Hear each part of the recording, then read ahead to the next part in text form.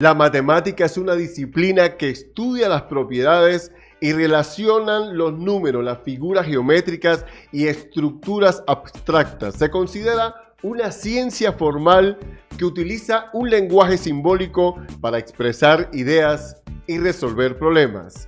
Sean bienvenidos a Un Café con Quique Voz.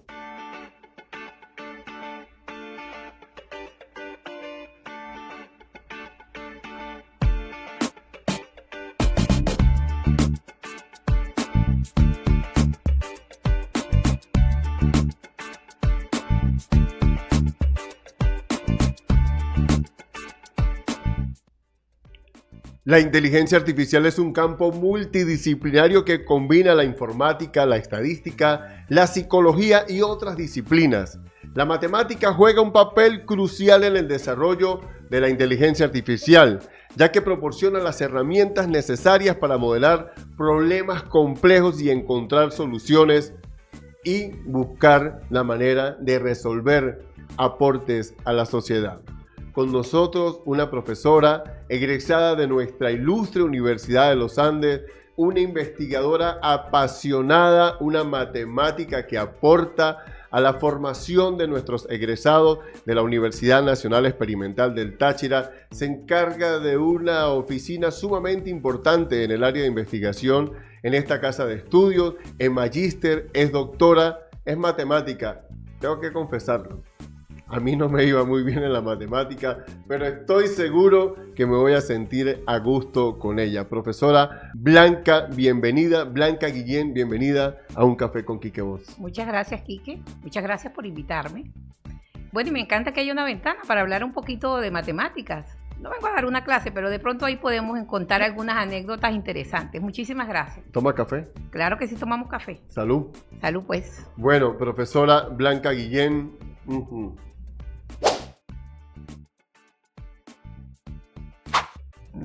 El de ella sí tiene azúcar, este no tiene azúcar. Está rico el cafecito. Está muy rico. Profe, ¿de dónde es usted? Yo soy tobareña, Estado Mérida. Allá nací. Viví en Tobar varias etapas de mi vida. 3 etapas rompo en mi infancia.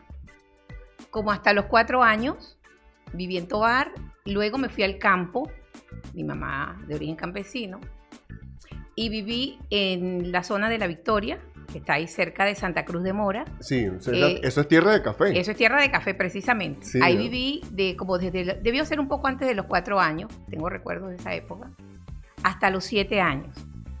A los 7 años me devolví a Tobar, y viví en Tobar desde los 7 hasta los 13 años, y allí me fui a Mérida. En Mérida viví desde el año 83 hasta el año 2001, en que me vine a San Cristóbal, y aquí tengo 24 años. Cumplí en marzo. En marzo. ¿Cómo comenzó esa pasión por los números? Yo siempre tuve facilidad con los números, de verdad, desde niña. O sea, desde la escuela primaria yo tuve facilidad para aprender, en general para aprender. Pero si supiera que yo no había planeado estudiar matemáticas, o sea, eso no eran mis planes. Menos mal, porque tienes todos los niveles académicos con números. No. Yo llegué a la matemática por un montón de recovecos, un montón de caminos retorcidos. Yo pensaba estudiar medicina. Wow. Y, a ver, en la escuela me fue siempre muy bien en las matemáticas. No tuve problemas, toda mi primaria. Que además no estudié preescolar, por cierto. Así que en el área, en la que eran las artes plásticas, malísima. Así que las figuras geométricas, aprendí en la universidad a dibujar cuando daba mis clases. Luego en el bachillerato, pues yo sentí que no había ninguna materia quizá que me interesara más que otras, pero en matemáticas seguía destacándome, ¿no? Siempre fui buena en matemáticas, todo mi bachillerato. Después de tercer año me fui a la escuela técnica. Y en la escuela técnica también, o sea, allí súper bien en matemáticas. Entonces, ahí hice electrónica. Yo me gradué como como bachiller industrial mención electrónica. Que era un año más, ¿no? Un año más, 6 años de bachillerato. Y comencé a trabajar enseguida y ya había descartado mi idea de estudiar medicina, quería trabajar, por eso me fui a la escuela técnica. Y caí con la buena suerte de llegar a una empresa que me contrata, como pasante de electrónica me contrata. ¿Eso ocurrió dónde? Mérida. En Mérida. Ya estoy en Mérida. Esa empresa fabricaba balanzas electrónicas. Bien. Y yo llegué allí a hacer el diseño de la balanza, o sea, trabajar en el diseño. O sea, todavía no había fábrica. Estaba en el proceso de diseño de la balanza Lo que llaman el proyecto. El prototipo. El prototipo, perfecto. El prototipo. Allí estuve y yo mientras metí para la ULA, yo dije, bueno, me voy a estudiar ingeniería eléctrica, que era lo que existía. Bueno, yo quería estudiar ingeniería de sistemas porque a mí se me daba muy bien la programación. En la escuela técnica yo vi programación. Entonces quería estudiar ingeniería de sistemas y cuando metí el cupo, metí ingeniería de sistemas primera opción, ingeniería eléctrica segunda opción y la tercera matemáticas porque era la que se me daba fácil. Sí. Y alguien me asesoró en la escuela técnica cuando te dan el curso ese para la prueba de actitud académica, alguien nos dijo que tomaran 3 y bueno, lo que más se aproxima a lo que tú quieres. Bueno, la Facultad de Ciencias, nadie se inscribe para muy poca gente. Pues chupulum para la Facultad de Ciencias, o sea, entré inmediatamente en el primer, yo salí en septiembre y en la siguiente cohorte que comenzaba, yo estaba en ese grupo de ingreso de matemáticas en la Facultad de Ciencias. Así terminé en matemáticas. Profe, ese proceso académico, ¿cómo ocurrió? Llega a la carrera y ya descubrió, sí, este es mi camino. ¿Cómo fue ese transcurrir? Bueno, yo llegué y este no es mi camino, porque yo quería sistemas. Y además en la empresa esta que les cuento, que para mí fue de verdad una escuela, yo incluso yo programaba lenguaje Assembler. O sea, allí yo hice trabajo desde serigrafía, ¿no?, hasta programar memorias PROM y memorias EPROM. O sea, que lo suyo en la investigación ha sido casi innato, ¿no? Pues sí, de verdad que sí, sí. Y en esa empresa tuve la oportunidad de explorar de todo. Y como se me daba bien la programación, yo quería estudiar sistemas. El jefe, un profesor de la ULA, el dueño de la empresa, que estaba pues tratando de emprender en este país, era profesor de la escuela de sistemas. Y entonces él me dice, bueno, Blanca, haz tu ciclo, las materias que tenías que hacer porque hay unos procedimientos para cambiarse de carrera. Hazlos y cuando tú estés lista, mete el cambio que yo te ayudo para cambiarte. Porque el problema con sistemas es como medicina, todo el mundo lo quería y allí entraban, los cupos se llenaban con los hijos de los obreros administrativos y los profesores que eran los que casi siempre que tenían el cupo libre. En las universidades hay esa prerrogativa para el personal. Bueno, yo empecé a estudiar, además trabajaba 40 horas a la semana, wow. Hacía, no voy a decir con esfuerzo porque la verdad yo tengo que reconocerlo, pues me divertía un poco. Disfruta lo que hace. Sí, o sea, como esa carrera en las mañanas, salir del trabajo a las 10 de la mañana, bueno, salía a las 9:30. Estaba en La Pedregosa, que eso está, digamos, en la parte, digamos, estaba de sur a norte de la ciudad. Y eso a la afuera de Mérida, ¿no? Eso es arriba. Abajo es La Pedregosa, casi llegando a Ejido. Y yo iba a la Facultad de Ciencias que estaba en La Hechicera, que está casi la universidad arriba y la casa abajo. Y el trabajo abajo, porque yo vivía en el centro de Mérida. Ya. Bueno, yo salía en la mañana a las 9:30, o sea, salía del trabajo muy temprano, a las 9:30 estaba saliendo de la oficina a tomar el autobús, porque ahí fui afortunada. El jefe, Miguel, creía muchísimo en formarse, en la formación, y yo le dije a él que yo quería seguir formándome. Entonces él me dijo, no, Blanca, estudia y te damos el tiempo para que tú estudies, solo que luego tú repones las horas, pues que no vienes al trabajo, las repones en otros horarios, incluso los sábados. Yo trabajaba sábados y a veces si era necesario, iba un domingo. Un domingo. Uh-huh. Entonces me iba para la facultad, salía para la facultad y los buses venían, pero a reventar. Era una Mérida cosa, universitaria. Pero terrible, además por ahí no pasaba bus de la ULA. Una universidad metida en una ciudad. Una ciudad, ajá, sí. Entonces era de La Pedregosa a La Hechicera, tenía que hacer 2 transportes.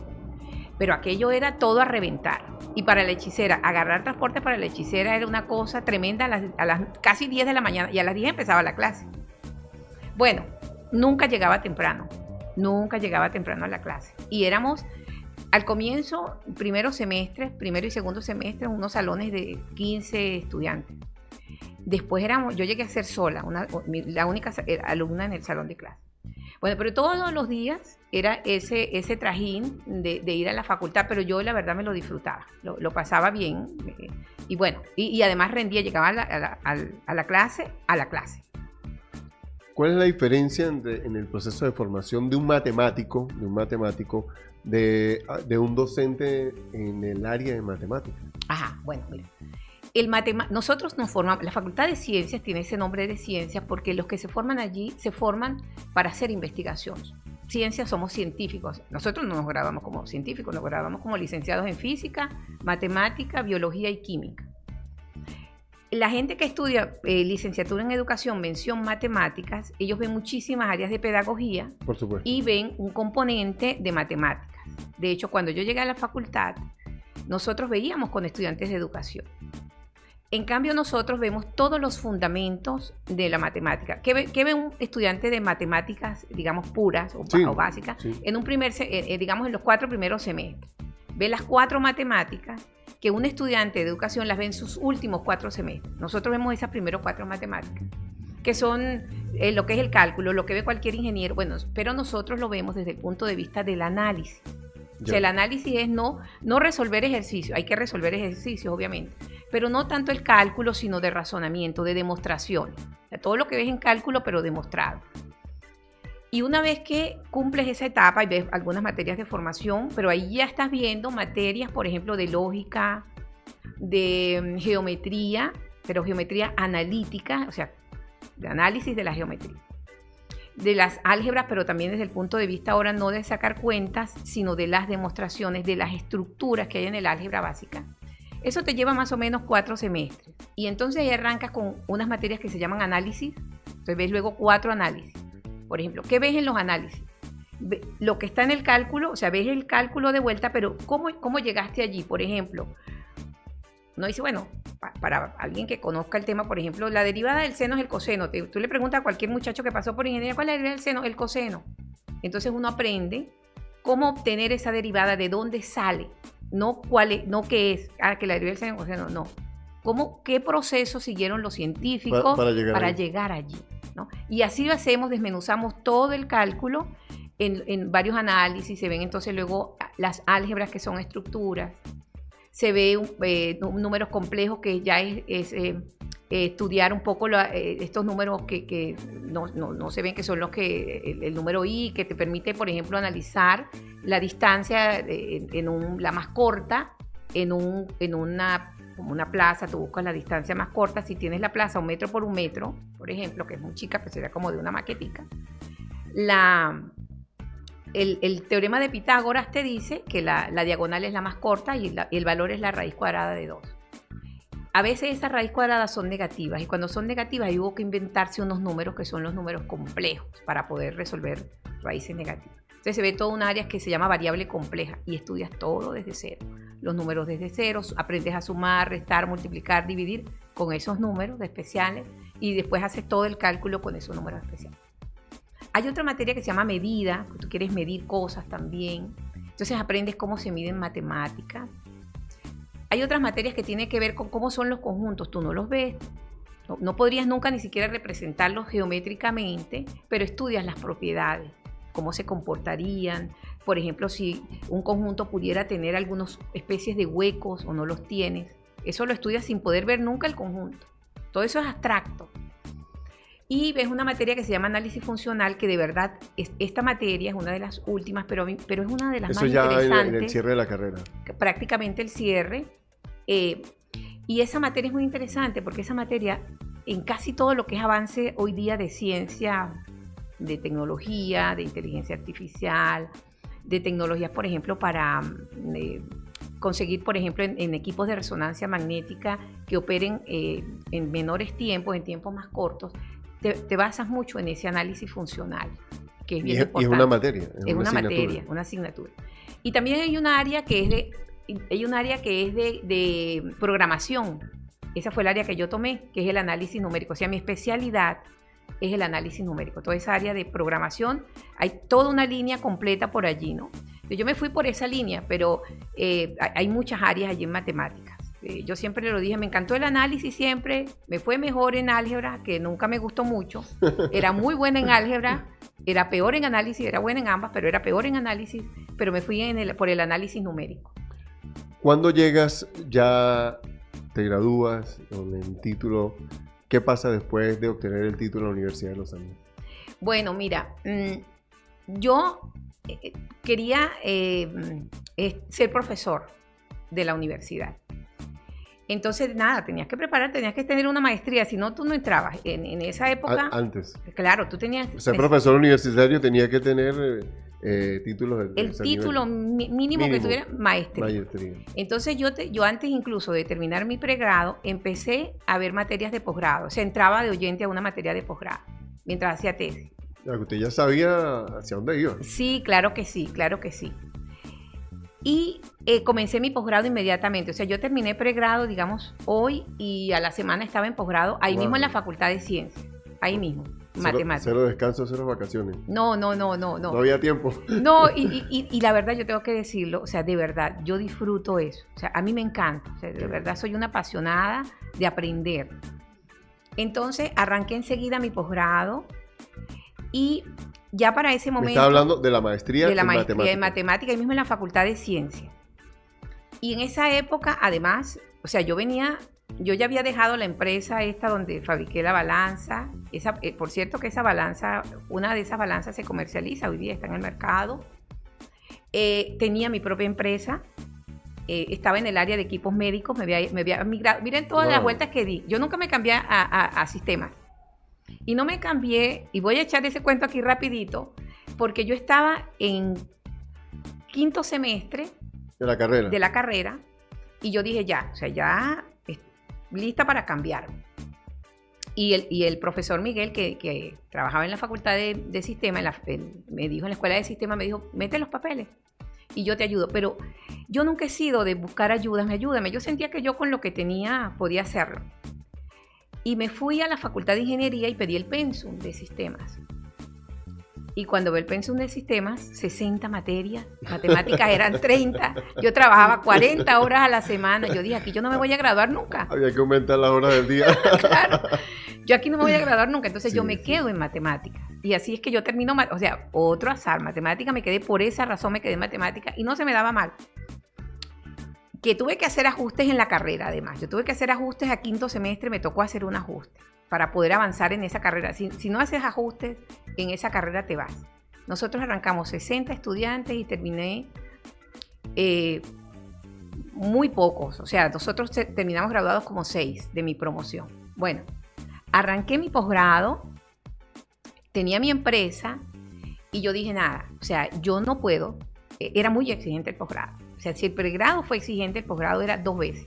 Yo dije, yo no puedo estudiar y trabajar como venía haciéndolo. Yo tengo que bajarle a esto un poco de tiempo. Claro, porque aumentó el nivel de exigencia. Claro. Y entonces me fui y solicité una beca en Fundacite, CONICIT. Bueno, imagínense. Este es un cuento así. Después viene un cuento un poquito complicado. Ya van a ver en qué sentido. Termino mi maestría y decido prepararme para un concurso. ¿Eso fue con el fin de optar a un cargo como profesora universitaria? En la ULA, ahí en la Facultad de Ciencias. Pero yo me especialicé tanto en pregrado como en posgrado en análisis numérico. Okay. Esa fue mi línea de trabajo para las tesis. Bueno, pero no habían cargos en esa área. Era lo que yo aspiraba y no habían cargos para esa área. Y salió un cargo en análisis real. Análisis real es el primer análisis que se ve. Se llama así, análisis real. Sí, ahí estudias lo que está detrás de lo que sería el cálculo 1, matemática 1 para la gente que ha pasado por la universidad, por las ingenierías. Bueno, me preparé como desde septiembre hasta marzo. Estudié bastante, pero el día que tocaba para esos concursos hay se hace una entrevista, una prueba. Sí, hay una prueba escrita. Primero hay una prueba escrita. O sea, tú entregas credenciales. Te los evalúan y dicen, bueno, si llenas unos credenciales, podías optar al Eso concurso. tiene como una evaluación. Un baremo. Un baremo, Un sí. baremo. Estudiar tanto, una maestría de tantos puntos, algo así. Exacto, eso. Bueno, yo entré en ese baremo perfectamente, pero no era mi área de especialización.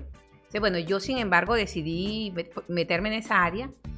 Y análisis, lo que yo comenté, a mí se me daba mucho mejor el álgebra que el análisis, ¿no? O sea, ahí había que saber manejar mucha cosa. Y yo yo había sido preparadora, pero el estudiante universitario por lo general se dedica mucho a dar clases particulares y tal, pero como yo trabajaba, pues yo estaba dedicada a otras cosas, yo no estaba dedicada a eso. Entonces, de todas maneras, en ese concurso ahí lo menos que hay es cálculo, ahí tú tienes que demostrar que tú analizas muchísimo. Pero parece mentira, pero un estudiante que ha pasado por todo ese nivel que yo pasé, yo una maestría, todavía, eso lo sé ahora, después de tantos años, en esos niveles, de verdad todavía, yo voy a usar una palabra muy coloquial, estás muy jojoto, muy jojoto. Claro. Te falta mucho, ¿no? ¿Usted cree saber? Uno cree saber. En ese momento. Y no, hasta que se siente y ve que no sabe nada. Sí, no, y yo reconozco, o sea, porque... O sabe muy poco. Sí, pues. O sea, yo era muy buena, pero yo tenía unos evaluadores, además, excelentes. Pero es que también es que los niveles de exigencia de ese momento eran... Pero por favor, y de paso, mira, yo siento que algo jugó en mi contra, jugaron dos cosas. Bueno, primero, y es una cosa que yo la he combatido desde esa época, y ahora la combato con muchísima más fuerza, el tema de la inseguridad, ese es un tema que tienes que dominar. Para cualquier cosa, yo le insisto mucho a mis estudiantes. Para todo en la vida. Para todo en la vida hay que dominar la inseguridad. Después, llevaba encima un peso terrible, y era que en pregrado, cuando yo me graduó, habían pasado 18 años desde que el último cum laude había salido, y era uno de los jurados evaluadores de ese examen. Muy bueno el tipo, brillante matemático. De hecho, ese jurado era un jurado brillante todo, excelente. Entonces, y además yo había salido de un posgrado. Yo salí de posgrado con 19 puntos. A mí no me gusta mucho hablar de estas cosas porque de repente la gente dice que crecida. Pues de verdad nunca me he sentido así. Trabajé y tenía lo que me merecía. Pero eso también es un peso, porque si te llega a ti un chico de 14 o de 12, a lo mejor tú dices, bueno, vamos a tirarle de 14. Si me llega alguien con esos niveles, yo le voy a dar para ese nivel. Pero yo no era la única que iba con ese nivel. Había otro que iba con un nivel similar, venía de la Universidad del Zulia. Bueno, y después de que uno prueba el examen de credenciales, se hace una selección del tema que se va a evaluar en el examen escrito. Yo no pude asistir a esa selección. Tú sacas papelitos, todos los concursantes sacan papelitos. ¿Es al azar? Sí, es al azar. Éramos como 5. ¿Y cuál le correspondió?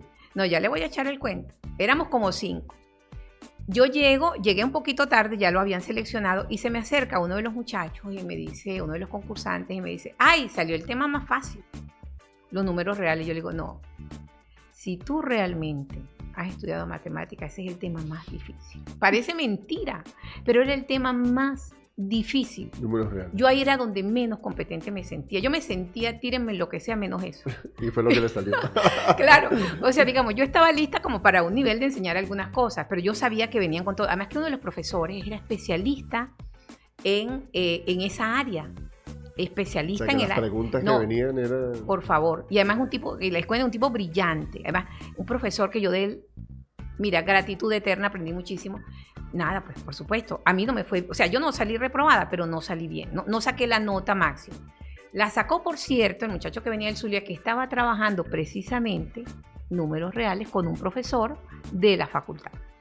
Y todo el mundo hizo todo mal, pero a él le aceptaron lo que él estaba haciendo porque fue lo que estaba más cerca de lo que pudo haber sido la respuesta de la pregunta. Y él ganó ese concurso. Para mí aquello fue terrible, o sea, pero yo nunca lo vi como algo, digamos, bueno, o sea, qué mal. Tanta preparación para llegar a ese punto. Pero claro, fue difícil, ¿no? Entonces, yo tenía mis títulos de pregrado y posgrado en la oficina, en una gaveta que siguen allí, por cierto, en el mismo escritorio de aquella época. Bueno, yo me concentré en la oficina porque mi tutora me dijo, Blanca, cuando haya un concurso de análisis numérico, mejor tú vienes, que ahí estás mucho mejor y tal. Yo dije, bueno, sí. Eso fue como marzo. Y los concursos no llegaban y no llegaban y no llegaban. Y yo seguía en la oficina, poniéndole todo a la oficina. Y de repente empecé a sentirme horrible, terriblemente mal. O sea, porque yo abría la gaveta, la segunda gaveta del escritorio, estaban los títulos. Yo ya estaba en la oficina, pues como gerente, pues dirigiendo un montón de personas que hacían un montón de trabajo. Ya no era técnico en electrónica, que me encantaba, una pasión para mí. Ya era un gerente. Y entré en una depresión de marca, pero yo no me daba cuenta, ¿no? Todo este cuento, yo no me daba cuenta que estaba deprimida. Claro, es que un título de magíster, de matemática con mención cum laude, y eso allí guardado en una gaveta. Entonces un día voy por la calle, estoy yo saliendo de un centro comercial en Mérida, y me consigo a un ex compañero de la facultad, que él había estado un semestre, llegó un semestre después que yo, y me dice, Blanca, ¿qué estás haciendo? Yo lo conocí de la facultad. Y yo le digo, yo tenía mucho tiempo que no lo veía. Y yo le digo, no, estoy en mi casa trabajando con la empresa, porque él sabía que yo había concursado y tal. Me dice, mira, ¿por qué tú no te vienes a la UNED? Yo, ¿qué es eso? Y me dice, ay, la Universidad del Táchira, yo estoy allá. Ah, ya, ¿y eso qué es esa universidad? Bueno, él me narra, yo no recuerdo mucho lo que él me dice de la universidad, pero me dice, pronto van a haber concursos, ¿por qué no te vienes para acá y concursas allí? Yo ya había decidido en mi interior, cuando me lo consigo a él, que yo me iba a ir a trabajar hasta al Delta Macuro si era preciso, pero que yo iba a buscar trabajo en una universidad. Y yo había empezado a hacer gestiones, averiguar cuándo habían concursos en Luz y en UCLA, porque mi mamá vivía en Barquisimeto. Yo dije la primera que salga.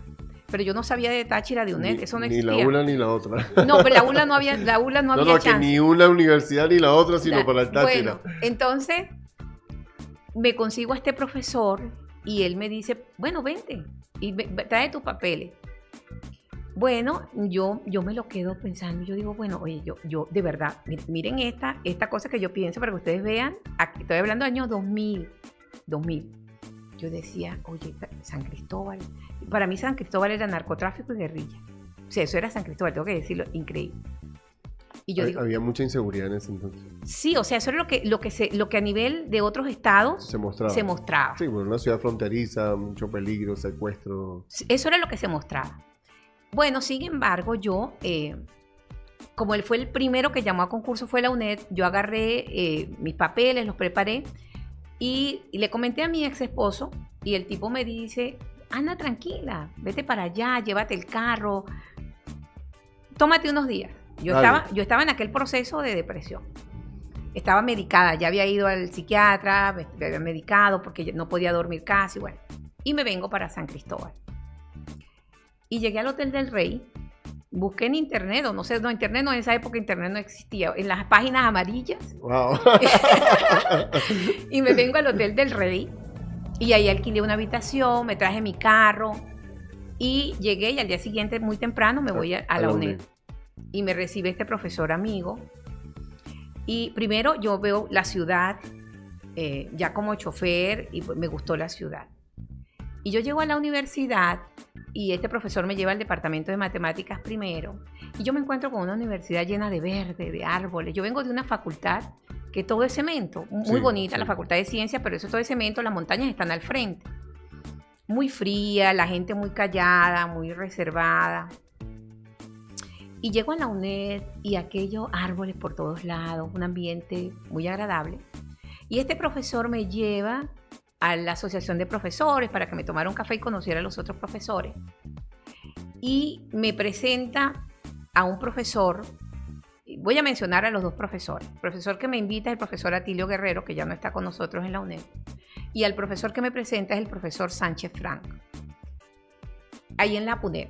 Y el profesor Sánchez Frank era representante profesoral, creo, en ese momento me invita a conocer la universidad. Y él me lleva a pasear por la universidad y me llevó al edificio administrativo, me lleva a un salón, me dice, bueno, yo ahora sé que es el vicerrectorado académico, yo en aquel momento, bueno, tratando de agarrar datos por todos lados. Me está mostrando allí, hablándome seguramente de todo, y había una puertecita así allí en una esquina, y de repente la puertecita se abre. Wow. Y sale un señor, y Sánchez Fran, rector, venga acá, venga, le presento aquí a la profesora que nos está visitando. Para mí eso fue impactante. El rector era Trino Gutiérrez. Y para mí fue impactante. Yo después le comentaba a Sánchez Fran, yo lo comento siempre, a todo el mundo se lo digo. Yo en la ULA estudié pregrado y posgrado, y las únicas veces que yo vi al rector fueron cuando fui a recibir mi título en el Paraninfo. Yo nunca vi a un rector. A mí aquello me impactó. O sea, que tuvieras una universidad. El rector es parte del ambiente, o sea, está allí estudiantil universitario. O sea, y yo sentía, te lo consigues en cualquier pasillo. Por favor, yo sentía todo tan cerca. Yo me enamoré de la ciudad. Qué bien. De la universidad.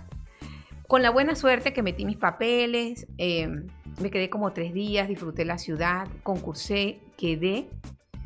Y la verdad, tengo que decirlo, casi todos los que vinieron conmigo en aquella época, vino una camada grande de Mérida, todo el mundo soñaba con devolverse. Yo no he extrañado un solo día de volverme a Mérida, mi ciudad, pero de verdad que no la he extrañado. ¿Cuántos años en la UNED, profe? 20. Yo llegué el 5 de marzo del 2001.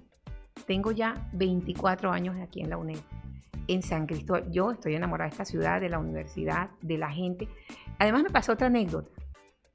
Yo tenía esta empresa años, no sé cuántos años. En Mérida. Y tenía las cuentas en el Banco del Caribe, de la empresa. Cuando yo vengo a San Cristóbal, pues, yo, en esa época, cajero, pues, era cheque, tú ibas con los cheques a cobrar. Sí. Entonces necesitaba efectivo. Directo al banco. Directo al banco. Me voy al banco que está en el centro, Banco del Caribe, que está por ahí en el centro, y me siento. Creo que hablé con alguien allí porque no sé qué pasaba, no fui directamente a la taquilla. Algo ocurrió que me tocó sentarme y de repente la persona sale y me dice: señora Blanca, mire, la va a atender la gerente. En Mérida yo tenía, no sé, toda mi vida y jamás vi a la gerente. Nunca la conoció. Nunca la conocí. Sí. Entonces yo dije, oye, mira, la ciudad de la cordialidad. O sea. Sí, es más cercano. O sea, de verdad, la gente dice, no, el San Cristóbalense no es cordial, pero yo eso lo viví. O sea, yo como merideña viví eso acá. Y eso para mí fue muy grato. O sea, eso a mí me llenó en aquel momento. Para mí fue muy importante. Doctora, en ingeniería, háblenos un poquito de su doctorado. Bueno, comienzo UNED. Bueno, al comienzo, por supuesto, esa es una carrera, yo digo carrera loca en sentido en el tiempo de preparar materia, atender chicos, mucho volumen. Bueno, estás organizándote. Además tienes 2 años de formación pedagógica, porque acuérdate que yo nada de pedagogía, o sea, ¿cómo da clases un profesor egresado de la Facultad de Ciencias? Pues se inspira en lo que vio de su profesor. Sí. ¿Cómo aprendí yo? Así enseño. Entonces aquí había un programa, existe aún, un programa de formación. Lo hace la Coordinación de Desarrollo Educativo, creo que se llama, el CODE. Y por ahí ese era un filtro donde entramos todos. Hoy día eso está un poquito deprimido, pero en aquel momento pues eso estaba, digamos, quizás en muy buen nivel. Y yo entré en esa camada, 70 cargos abrieron en ese momento. Y yo entré en esa camada y nada, haces cursos 2 años, porque tienes 2 años que te tienen a prueba, ese montón de cursos, preparar clases. Pero ahí estuve, yo llegué en 2001. Ingresé al escalafón 2003. Y en el 2004, ahora yo quiero ponerme a hacer investigación. Por esos años yo de verdad, investigación cero. Concentrada en docencia, en preparar, no sé qué. Y en el año 2004 me entró el gusanito de hacer investigación. Pero la UNED, pues no tenía, en matemática no tenía laboratorios ni áreas de investigación así, por lo menos en mi área. Y un profesor me habla de que hay un grupo, se llama el grupo de bioingeniería. Ah, caramba, eso se parecía, acuérdense que yo vengo, entonces yo de electrónica, equipos médicos, yo estuve en esa área de equipos médicos muchos años. Ingeniería, matemática, medicina. Sí, exacto. Esto se parece. Hay una combinación ahí que le llama poderosamente. Claro, entonces yo digo, nada, pero esto se parece a lo que yo quiero. Sí, claro. Entonces, este profesor me lleva a conocer al responsable de esa unidad y bueno, me abrieron las puertas. Entonces, bueno, aquí ¿qué hago yo? Porque ¿qué hacían ellos allí? Primero, y claro, ¿por qué yo me voy para allí realmente? Porque ellos estaban diseñando el prototipo de un electroencefalograma. Yo ya tenía mucha experiencia de construir en este país porque yo estuve en el prototipo de la balanza y yo había estado en los hospitales metida con un programa, lo que era FIMA, que era la Fundación para el Mantenimiento de la Infraestructura Médico-Asistencial. Era un programa de Carlos Andrés Pérez. Yo hice parte de ese programa en Mérida. Nosotros fuimos una de las empresas seleccionadas. Yo conocía mucho de esa área. Entonces ellos estaban allí fabricando, tratando de fabricar con los estudiantes tesistas, y yo dije, nada, yo me voy para allá. Y allí se hacía corazón, o sea, se trabajaba mucho con electrocardiografía. Y estaban haciendo un electrocardiograma, corrijo, no electroencefalograma, electrocardiograma. Y me ofrecen esa línea. Y bueno, yo empiezo por un área, yo dije, bueno, ¿aquí qué puedo yo aportar? Lo más cerca que tenía era trabajar unas matemáticas especiales con lo que ellos hacían, que era trabajar con transformadas. Transformadas de Fourier, por ejemplo, es una de las aplicaciones que está detrás de las comunicaciones. O sea, nosotros hablamos gracias a eso, sí, a esa matemática. Entonces yo empecé en esa área de señales. Sería una área de señales, pero desde el componente matemático, que es la transformadas de Fourier, empecé a trabajar con eso. Análisis de señales y sistemas. Y empecé a trabajar con electrocardiografía. De repente un día una profesora me dice que tiene una data de electroencefalografía de pacientes que están hospitalizados en Mérida en un psiquiátrico, pacientes psiquiátricos. Y entonces querían analizar esa data. Entonces yo me cambié a revisar señales cerebrales, señales de electroencefalografía. Y entonces yo hice clic con eso, o sea, era eso, era trabajar con data, y además de data, con data médica, pero además de data médica con data del cerebro. O sea, usted está llevando su proceso de investigación en el área de matemática y sus aportes a la medicina. Sí. Entonces, ahí hago 2004, 2005 y 2006. Yo digo, bueno, ya, o sea, yo desde que llegué a la UNED, por cierto, 2001, yo tenía plan doctoral. Pero cuando tú llegas a dar clase, todo ese montón de cosas, yo tuve que apartar ese plan doctoral. Y lo tenía con Miguel Acevedo, el que había sido mi jefe allá en Mérida, en la empresa de las balanzas, para Estados Unidos, pero en el área de modelado y simulación. Pero todo cambia, o sea, todo a mí la vida me dio un vuelco así tremendo, ¿no? Porque en el proceso, además, en ese proceso de llegar, de instalarme, yo de hecho me divorcio, entonces eso también, o sea, hubo muchos planes en mi vida, toda mi vida cambió. Entonces yo llego al 2004, cuando paso al escalafón, me agrego allí al laboratorio, ya con intención de hacer doctorado, pero ahí descalabro mi matrimonio. Y entonces necesité poner como pausa otra vez, ¿no? Porque no estoy en condiciones en este momento. Eso claro, es un barco a la deriva, todo eso, ¿no?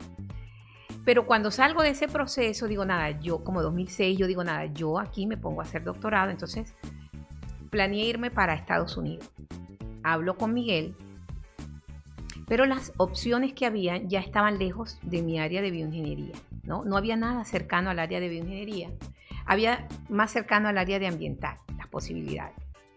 Ya los sueldos nuestros venían en declive, y para el primer año que yo tenía que buscarme financiamiento allá, el sueldo no me daba para vivir con la hija a mis expensas, ¿no? Él me dijo, para el segundo año, porque él estaba en Estados Unidos, te consigo beca, pero el primer año tienes que costear. Bueno, hubo una serie de complicaciones personales, y de pronto un día un profesor me dice, Blanca, ¿tú no has considerado hacer doctorado en la ULA? Yo decía, cónchale, pero hice pregrado y posgrado en la ULA, o sea, pero en ingeniería en la ULA. Entonces yo dije, no, la ULA no, yo quisiera como ver otro ambiente, y me pongo a buscar y consigo que hay un grupo de bioingeniería en la Universidad Simón Bolívar. Y yo digo, pero bueno, bioingeniería, esto sí tiene que ver con lo que yo hago. Claro. Entonces allí me embarco en todo un proyecto de investigar qué hacen allá, quiénes están, qué proyectos de investigación hay. Y consigo un profesor que está dispuesto a ser mi tutor, pero él trabaja con espectrografía, se llama así, pero en el área química. Yo la verdad que en química, esa área, pero estaba dispuesta a estudiar lo que fuese necesario, porque química era un pequeño elemento de ese doctorado. Lo demás estaba muy relacionado con señales y con lo que yo hacía, pero era estudiar señales de otra naturaleza. de enzimas y cosas humanas también, data biológica, pero de enzimas, más de como de laboratorios, ¿no? De muestras de lo que son fluidos humanos. Pero yo seguía con el tema del cerebro. Sin embargo, yo lo tomé porque fue la única oferta, que ya había una gran diáspora ya de profesores.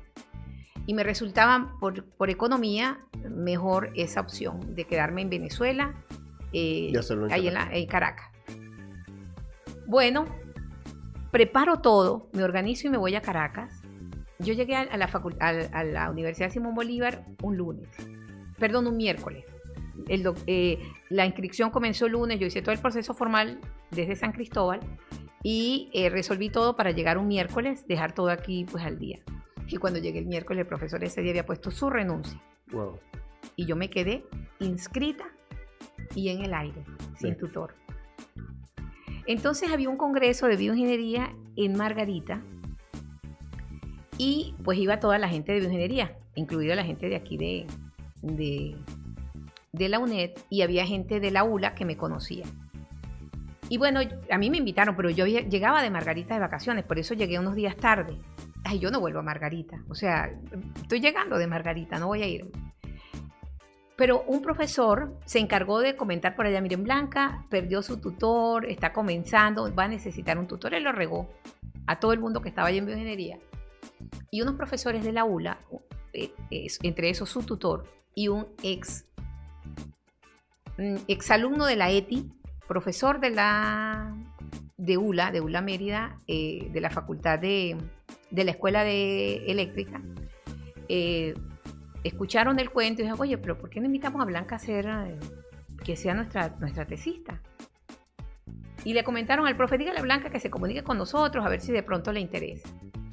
Yo les escribo y ellos me dicen que están interesados. Este profesor trabajaba en una teoría reciente data, una teoría matemática que está por debajo muy interesante, con Precise Sensing. Eso tiene que ver con recolectar data, poca data, y reconstruir con poco volumen de datos. Para uno, por ejemplo, ¿qué es recoger data? Cuando tú tomas una fotografía, tú recoges, tomas esa foto que tú tomas, tú recoges unos pocos fotones de luz y los almacenas en una memoria. Y luego cuando tú quieres mirar la foto, esa imagen se reconstruye y tú ves la foto. Claro. ¿No? El proceso que está detrás es un proceso complejo, pero para ponerles unos puntos de esos 1000 por 1000 píxeles, millón de píxeles, tú recoges 300 píxeles y botas el resto. Y con esos 300 tú reconstruyes la imagen. Entonces ellos me hacen una propuesta usando esa teoría, pero para trabajar con resonancia magnética funcional. La resonancia magnética funcional es un área de la medicina que se encarga de estudiar qué hace el cerebro, estudiar el cerebro mediante imágenes cuando tú estás metido en una máquina de resonancia magnética. ¿Y cuáles son los aportes en la matemática? Ajá, por ejemplo, en ese momento lo que se quería se estaba estudiando acelerar los tiempos de recolección de esa data. ¿Por qué? Por ejemplo, miren, cuando tienes un niño metido en un resonador, los niños se mueven mucho. Y para que las imágenes no se distorsionen mucho, el paciente tiene que estar lo más tranquilo posible. Al paciente le dicen no respire, que no se mueva, pero a un niño tú no le puedes decir eso. Claro. Y si es un niño que está enfermo, menos. Entonces ¿qué le hacían a los niños? A los niños les inyectaban como una especie de calmante, pero ese calmante no se lo puedes poner durante mucho tiempo a un niño, claro, porque le puedes afectar. Son niños enfermos. Para que metas a un niño allí, está enfermo. Entonces estaban estudiando en Estados Unidos, uno de los creadores de esta teoría, con un tesista doctoral, cómo reducir el tiempo de recolección de esa data. O sea, que un niño, en vez de pasar ahí a lo mejor 5 minutos, pasara 1 minuto. Bien. Y estaban haciéndose muchos aportes a nivel mundial de qué algoritmos se podían dar, qué técnicas para ir reduciendo datos, y el mundo entero estaba aportando, porque este es un trabajo del mundo entero que aporta. Multidisciplinario. Y entonces estos profes me dijeron, bueno, Blanca, vamos a ver qué ponemos allí. Yo tengo esta técnica no se ha usado, vamos a ver si la incorporamos allá. Bueno, o sea, a mí me tocó estudiar desde cómo el resonador construye las imágenes, o sea, empezar porque es un resonador, cómo el resonador construye las imágenes, la teoría matemática que está detrás, que por cierto es una belleza. Y bueno, o sea, todo. Y después los algoritmos y todo eso fueron, bueno, prácticamente mis 5 años doctorales. Qué bien. Y trabajé en eso. Y entonces nada, bueno, cerebro, resonancia magnética, cómo funciona el cerebro, vi fisiología. Y esa es un área después de la que yo estoy absolutamente enamorada. Que es la y que sigo, hoy en día sigue desarrollando en la universidad. Ahí sigo desarrollando. ¿Qué trabajos actuales está haciendo en la universidad en esta materia? Bueno, mira, justamente, claro, yo tengo, hay otra cosa que es terrible que he aprendido con los años. Yo he sido una solitaria en esa área. Primero porque detrás de lo que hay allí detrás de eso hay mucha matemática, o sea, tienes que conocer de muchas áreas. Uno, si tienes la formación no es dura, pero si no la tienes, es Cuesta duro. más. Claro, es duro. Entonces conseguir un tesista que te pueda servir de apoyo no es fácil porque pues ahí hay mucho ingeniero que quiere graduarse rápido, que no quiere estudiar tanto y uno lo entiende, perfectamente lo entiende. Los grupos de investigación a nivel nacional están en el piso, en esta área. Aquí en Venezuela yo no sé quién más trabaja con resonancia magnética al nivel que yo lo hago. Creo que soy única, yo no he encontrado a nadie más que lo haga. ¿En Venezuela? En Venezuela sí, creo que soy la única que trabaja en este nivel de analizar imágenes de resonancia magnética funcional, creo que soy yo, la única. Yo no he encontrado a nadie más en los congresos, cuando fui, era yo sola. Era yo sola. Claro, tengo tiempo que no voy a un congreso. En el congreso sí me encontraba con muchísima gente de otros países porque yo estuve en Francia, hicimos una comunidad de personas, entonces tú ya sabes a nivel internacional quién trabaja en esta área. Claro. Entonces yo, ¿qué sigo aportando? Por ejemplo, el último trabajo que hice en solitario, lo comencé en el año 2016, porque después de que tú haces el trabajo, tú quieres publicar. Entonces, publicar, tú puedes publicar acá, es válido, pero acá nadie me lee, porque yo les cuento que aquí no hay nadie. Entonces yo decidí que publicaba afuera. Publicar afuera es publicar en inglés.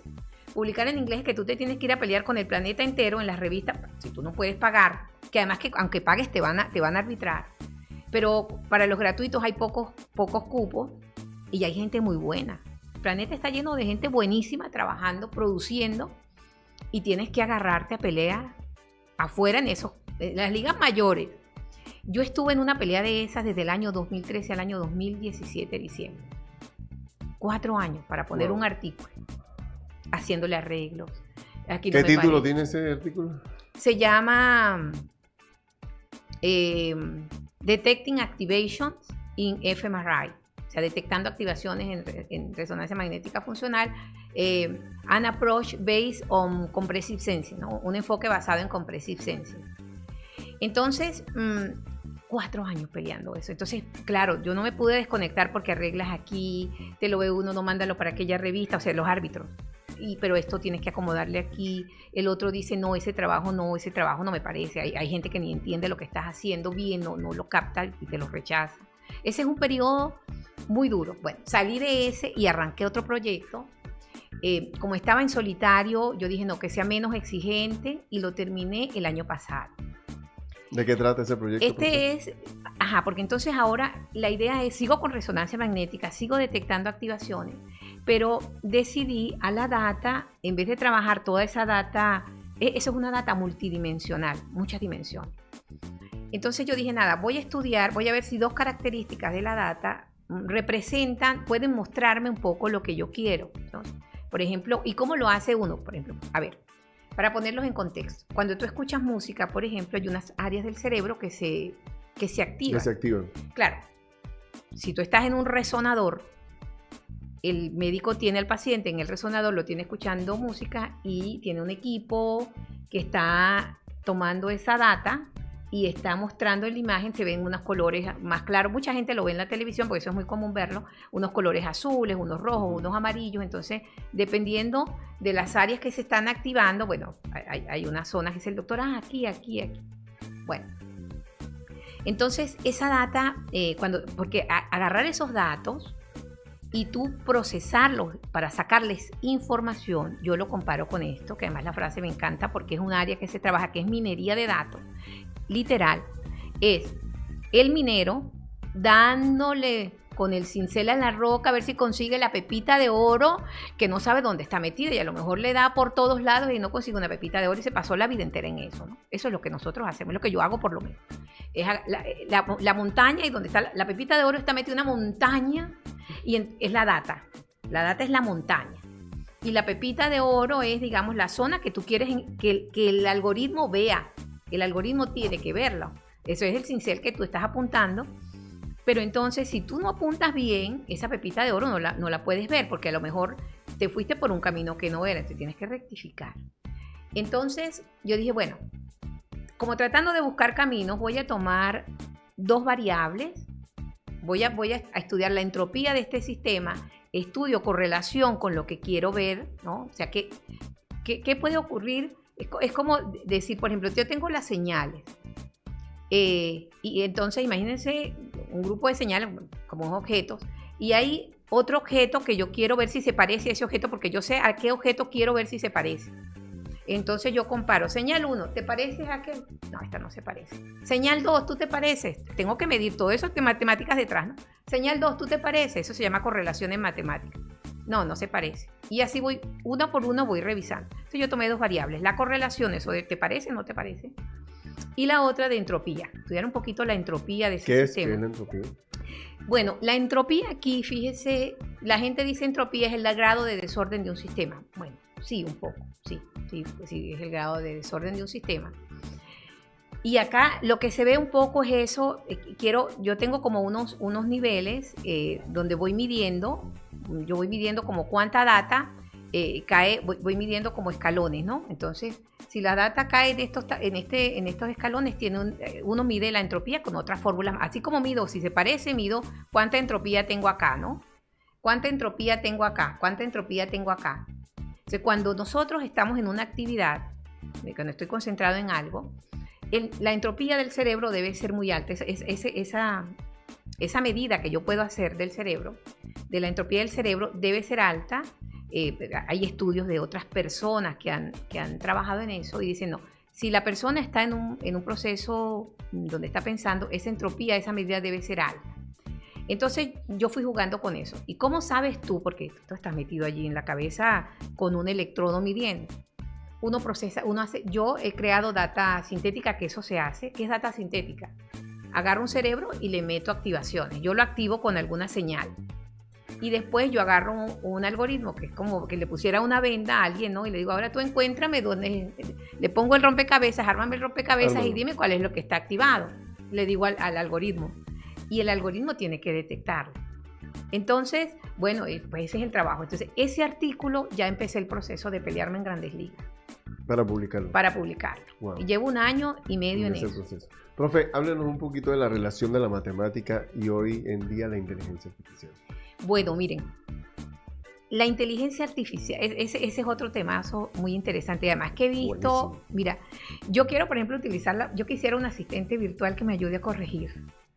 A ver, mira, la inteligencia artificial se basa mucho en el machine learning, ¿no? Que es el aprendizaje de máquina. Y el aprendizaje de máquina, o sea, el aprendizaje de máquina, las máquinas tienen que aprender. Por ejemplo, en una embotelladora, para ponerles, que eso es el área específica, es visión por computadora. Pero hay un algoritmo que te revisa, por ejemplo, le dices, por supuesto le das la entrada y le dices, mira, estas botellas de Coca-Cola, todas tienen que estar el líquido debe llegar a tanta altura, por ejemplo. Y hay una máquina que va mirando, va con un rayo y va enfocando, no, bueno, esta le falta y la descarta.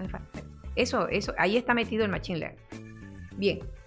¿Qué algoritmos hay detrás de eso? Que también los hay para la inteligencia artificial, son los duros de la inteligencia artificial. Hay un algoritmo que es las redes neuronales. ¿Y qué son las redes neuronales? Las redes neuronales es un constructo que se hizo la ingeniería basado en lo que son nuestras sinapsis, nuestras conexiones. Nosotros recordamos gracias a que hay conexiones, ¿sí? Entre neuronas. Las neuronas tienen, bueno, no voy a ponerme mejor hacer mucho cuento acá. O sea, viene como vamos a imaginarnos así como un cable. Voy a reducirlo, digamos, un lenguaje cotidiano. Tienes un cable por un lado, otro cable por el otro, que no se tocan, ¿sí? pero que ante algún estímulo ellos segregan, ¿no? Hay algunas, en este caso son sustancias químicas y eléctricas, eso es electroquímico, y entonces ellas hablan, ¿sí? Como que los cables se comunican sin llegar a tocarse, hay una comunicación allí que no es física, sino que es electroquímica, y entonces eso ocurre en nuestro cerebro, esas son las sinapsis. Eso es lo que nos permite a nosotros crear las redes neuronales nuestras, que son las que nos permiten fijar memorias, recuerdos, ¿no? Entonces, esa idea se copió desde el punto de vista tecnológico y se crearon las redes neuronales que hacen cosas similares. Las redes neuronales, se hablan allí de capas, ¿no? Son un conjunto, digamos, de bloques, voy a hablar de bloques, donde tú le das una entrada, pasa un bloque que hace un trabajo, ese bloque le pasa a otro que refina y etcétera. Por ejemplo, una red neuronal te podría diferenciar entre un montón de fotos de gatos y perros, te dice, este es de gato, este es de perro. Tú tienes que entrenarlo primero. Entonces, esa capa interna va consiguiendo patrones que le permite decidir cuándo es un gato y cuándo es un perro. Bueno, lo que está detrás de esas redes neuronales, los algoritmos están construidos sobre matemáticas.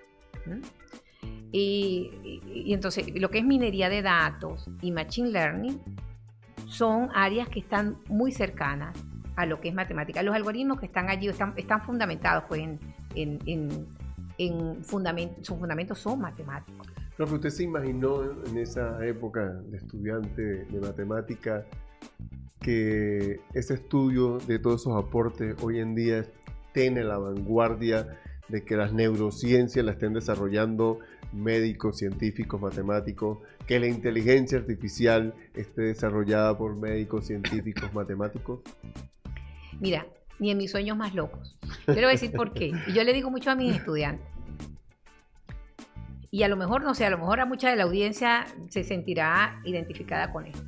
Yo de niña, y se lo digo, repito mucho a mis estudiantes, en mi casa había un televisor que era una caja con 4 patas, una caja gigante con 4 patas. El blanco y negro. El blanco y negro, que era un televisor que tenía una antena aérea. De allí pasé a los televisores a color. Llegué a la universidad, no existía el internet.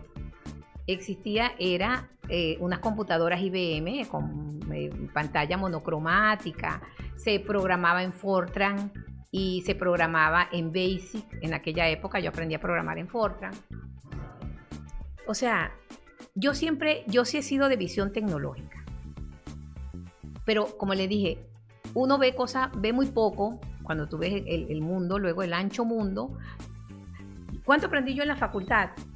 Nada, si yo veo el ancho mundo, siglos de conocimiento.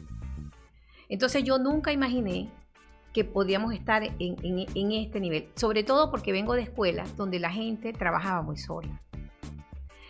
La soledad ha sido una cosa tremenda. Cuando yo vengo a entender, a interiorizar la importancia de trabajar con otros grupos, ahora, 10 años para acá, porque me doy cuenta que el trabajo en solitario es muy difícil. Miren, claro.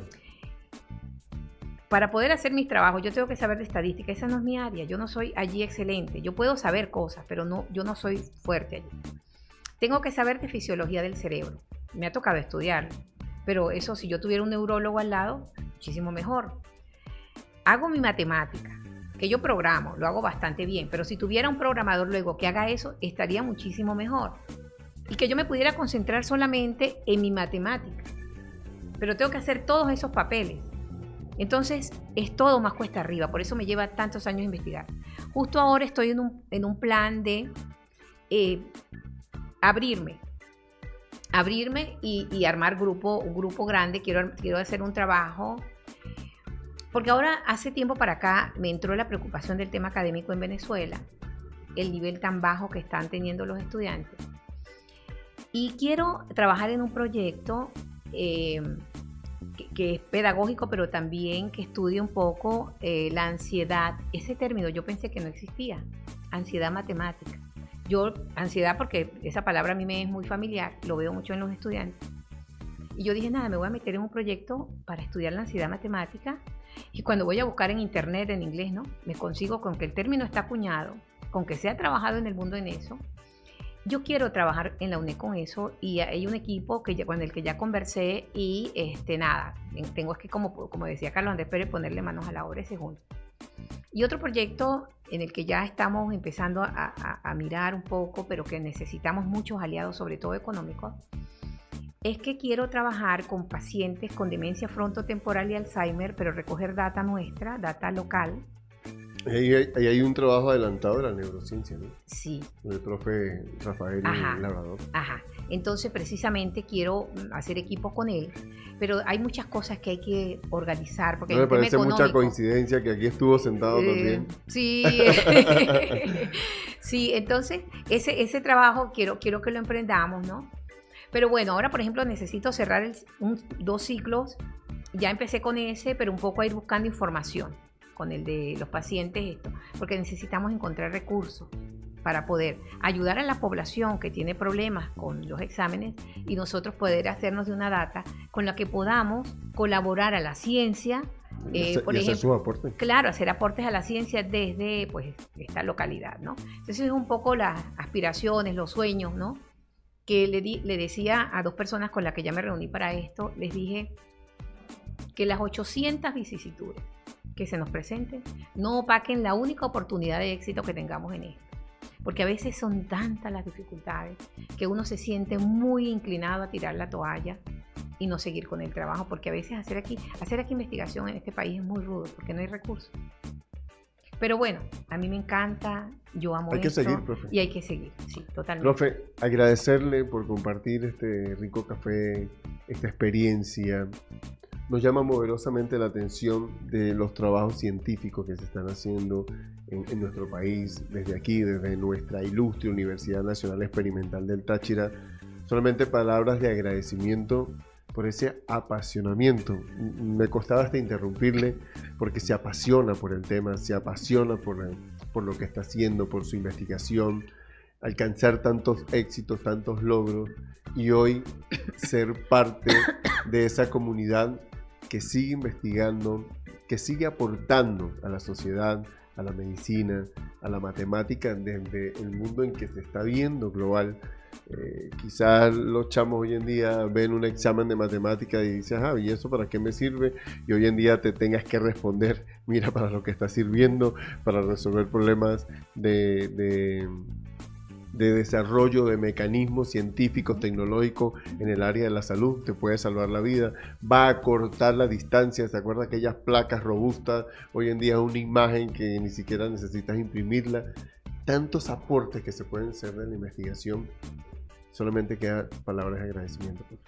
Bueno, agradecida a ti, a esta ventana que tenemos para el Táchira, pues de uno poder contar lo que ha hecho. Sobre todo, me gusta la idea de contarlo porque precisamente yo pienso mucho en mis estudiantes. Que van a ver este programa, ¿no? Y yo les digo mucho, yo les digo a los chicos, este curso que yo doy de análisis numérico, yo los mando a hacer ejercicios prácticos, me encanta. Porque nos hace falta desarrollar el sentido crítico, ver que no es resolver un ejercicio, hacer la cuenta aquí, no es solo resolverlo, es después que lo resuelvo ver si eso se corresponde con el problema práctico que había en el fondo, qué puedo yo sacar, qué conclusiones puedo hacer mías, qué veo yo acá, o sea, como desnudar un poco el problema, lo que está en el fondo del problema. Después les hablo mucho de esta conexión con otras disciplinas que son absolutamente necesarias. Yo les insisto mucho a ellos, por ejemplo, de trabajar en grupo. Los pongo a trabajar en grupo.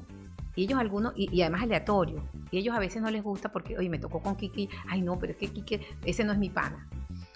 Y yo les digo, mira, es para que ustedes cuando lleguen a una empresa,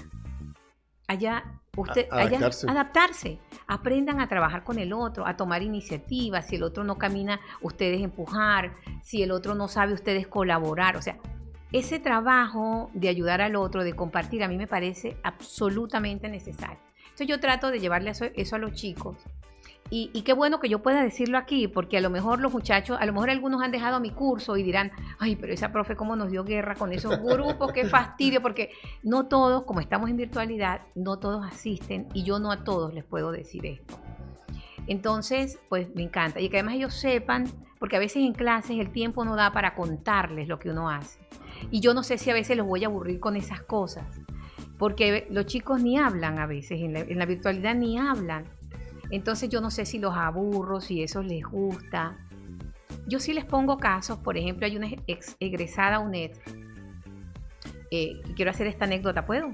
Sí, claro. Ajá. Me invitan a participar. MATLAB es un consorcio grande que tiene, digamos, ellos ya hablan ya de, bueno, son un ecosistema. MATLAB existía cuando yo era estudiante universitaria.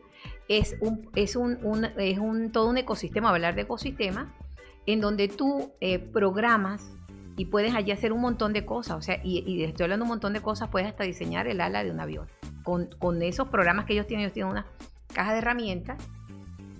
Bueno, como yo me mantengo mucho con ellos, averiguando en qué están esa gente, está haciendo cosas maravillosas en el mundo, me invitaron hace 2 años, hice 3 años consecutivos con ellos, unos talleres, unos workshops.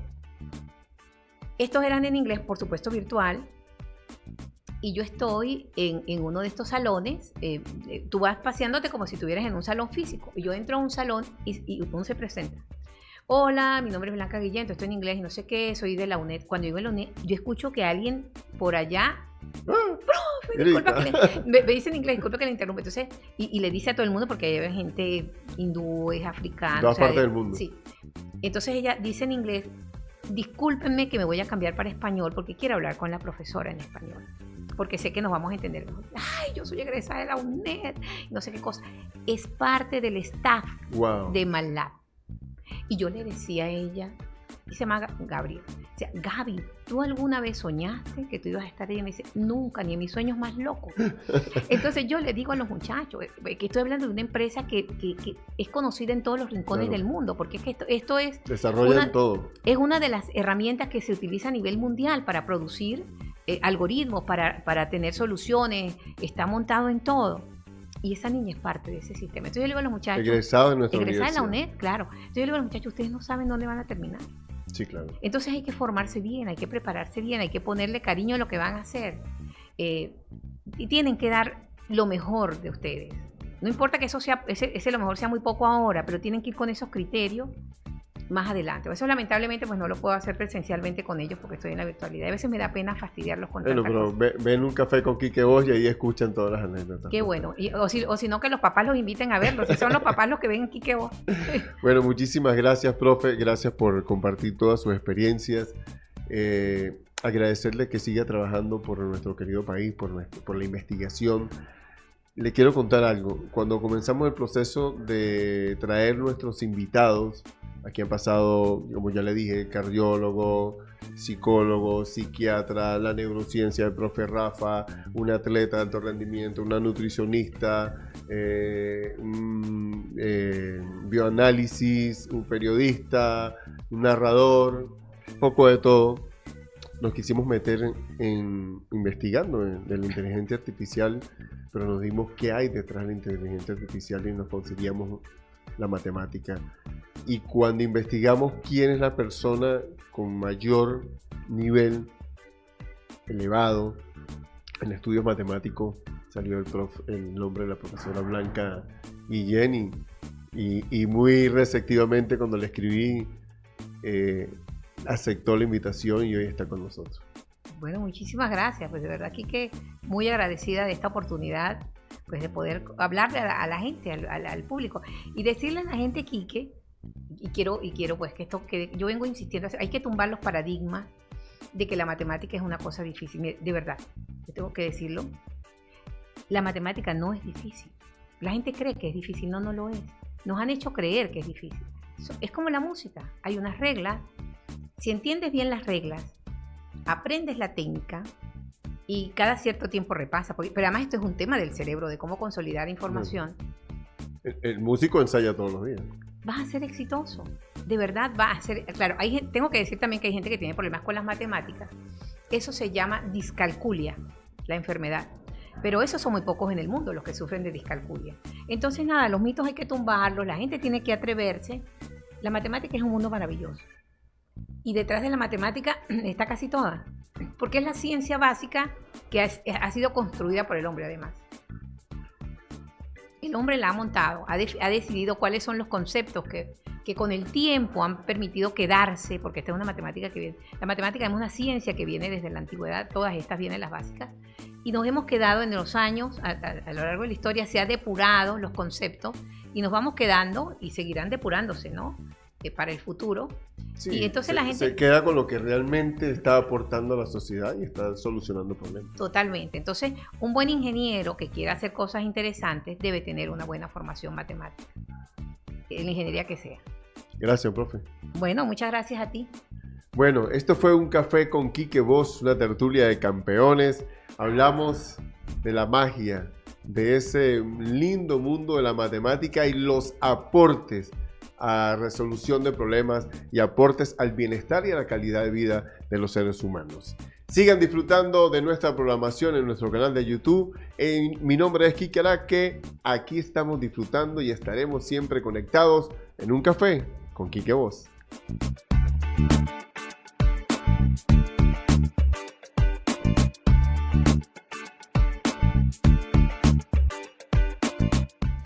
Un café con Quique Voz. Tertulia de campeones con gente que inspira. Fue una presentación a nombre de Su Fruta Sabe Diferente. Avenida Principal de Las Pilas. Panadería Concord Express en el Centro Comercial La O. Clínica San Sebastián. Seriedad y responsabilidad al servicio de tu salud. DigiPrint, pura inspiración. Restaurante El Paso, descubre el sabor del desayuno andino. Octava Avenida de la Concordia. Bodegón de Rey, calidad y buenos precios. Rockstar Venezuela, prueba el verdadero sabor americano.